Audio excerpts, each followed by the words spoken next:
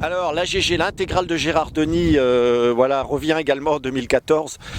Suite à pas mal de demandes, hein, on se rend bien compte actuellement qu'il y a de plus en plus de coureurs qui sont attirés par ce gabarit de course de l'ordre de 200 km. Hein. Il y en a très peu, il commence à y en avoir un peu plus.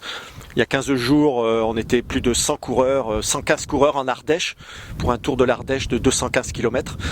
Donc voilà, l'Ardèche s'arrête. Voilà, on va reproposer fin septembre l'intégrale de GG, 243 km non-stop, sans sortir du Finistère, hein, de Roscoff à la pointe de Mousterlin, c'est à Fouesnant, et retour par le même parcours. Donc 120 km du nord au sud et retour à Roscoff. Ligne d'arrivée toujours la même, au pied du phare de Roscoff ici. Ah, l'intégrale de GG, alors c'est toute une histoire. Bon, Gérard Denis... les gens qui viennent sur Yanou, la plupart, je pense, le connaissent.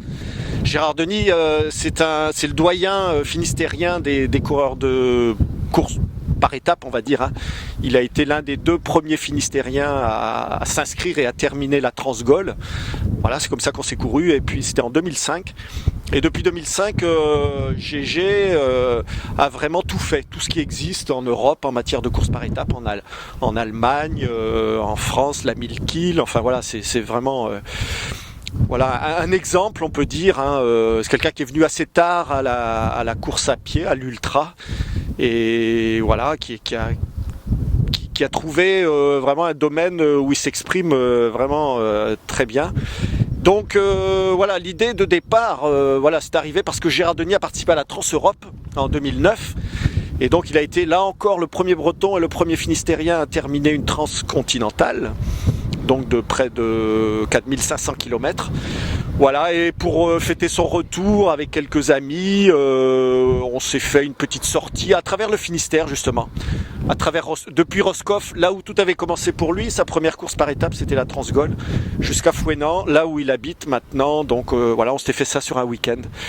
Et puis on a fait une deuxième édition comme ça entre nous. Et ensuite l'idée pareil, autour de quelques bières une fois de plus, l'idée a germé de faire cet aller-retour de Roscoff à Fouesnant et retour en non-stop. Voilà, donc 243 km, c'est un gros morceau.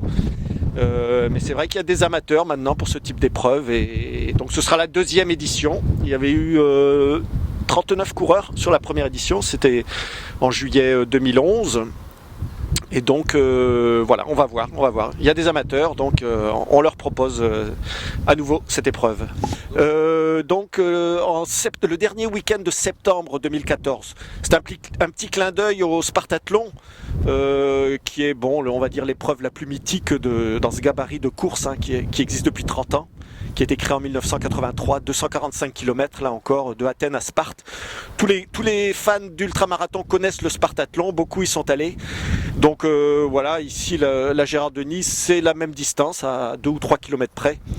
C'est bien sûr, ça n'a pas le cadre international du Spartathlon, mais c'est, voilà, pour les coureurs français qui ne veulent pas prendre l'avion pour aller jusqu'en Grèce, c'est un moyen de se tester à travers le Finistère, voilà, sur ce type d'épreuve. Non, c'est ouvert à tout le monde, mais là encore, il est évident que 240 km dans un délai de 42 heures, bon, ça nécessite de s'être testé avant sur des courses de type 24 heures, voilà, ou des courses par étapes qui sont des très bons terrains d'entraînement aussi. Ouais, il faut quelques années, hein, de pratique normalement. Enfin, après, tout est possible, mais ce sont des courses où il faut lutter contre le sommeil, passer une nuit blanche. Voilà, donc souvent d'un certain âge, mais c'est vrai, comme je le disais, on se rend compte qu'il y a plus de coureurs maintenant qui il y a quelques années encore n'auraient peut-être pas osé faire le pas, qui maintenant ont envie de se tester, voilà, sur des 200 km et un peu plus, voilà.